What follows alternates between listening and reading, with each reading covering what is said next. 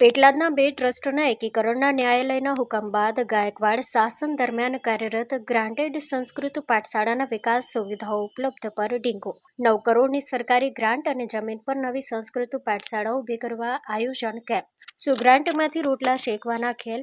પેટલાદ ખાતે તાજેતરમાં charity commissioner દ્વારા ટ્રસ્ટના એકીકરણ કરવાની આપેલ મંજૂરી ન્યાયાલયમાં પડકારતા ન્યાયાલયે ચેરિટી કમિશનરના હુકમને રદ કરતો હુકમ કરતા સ્થાનિક સ્તરે મુદ્દો ચર્ચાની એરણે ચડ્યા બાદ હવે એકીકરણના હુકમ રદ પૂર્વ રાજકીય સંસ્કૃત વિદ્યોતેજક ફંડ સંસ્થાને સરકારી હજારો ચોરસ મીટર જમીન ફાળવી સરકાર દ્વારા 9 કરોડની ગ્રાન્ટ ફાળવતા નવી સંસ્કૃત પાઠશાળા ઊભી કરવા પાછળ આશય શું છે? શું ગ્રાન્ટમાંથી રોટલા શેકવાના ખેલ? એવા સવાલ પેટલાદ ખાતે ગાયકવાડ શાસન દરમિયાનથી કાર્યરત ગ્રાન્ટેડ શ્રી નારાયણ સંસ્કૃત વિદ્યાલય ખાતે 9 કરોડનો ગ્રાન્ટ ઉપયોગ કરી બંને સંસ્કૃત પાઠશાળાનું એકીકરણ કેમ નહીં?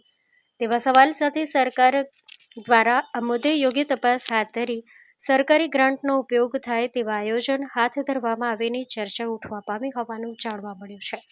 Story report by Nandlal Bhanushali, Anand. Admission open. Uma education trust સંચાલિત ઉમા વિદ્યાલય ગુજરાતી અને અંગ્રેજી બંને માધ્યમમાં શિક્ષણ આપવામાં આવે છે. શિશુ મંદિર 1 અને 2 સાથે એલકેજી અને યુકેજી તથા ધોરણ 1 થી 12નો અભ્યાસ અમારે ત્યાં કરાવવામાં આવે છે. ઉચ્ચ માધ્યમિક અભ્યાસમાં આર્ટ્સ અને કોમર્સ પસંદ કરી શકો છો. સંસ્કૃતિ અને સંસ્કાર સાથે આધુનિક શિક્ષણ. બાળકના સર્વાંગી વિકાસ માટે રમતગમતની સાથે સાંસ્કૃતિક કાર્યક્રમો અને સ્વઅભ્યાસિક પ્રવૃત્તિઓ કરાવવામાં આવે છે. માતૃપિતૃ વંદના જેવા કાર્યક્રમોનું આયોજન કરી શાળા કક્ષાએ વિવિધ ઉજવણી કરવામાં આવે છે. બહાર ગામથી આવતા વિદ્યાર્થીઓ માટે બસની વ્યવસ્થા આપવામાં આવે છે.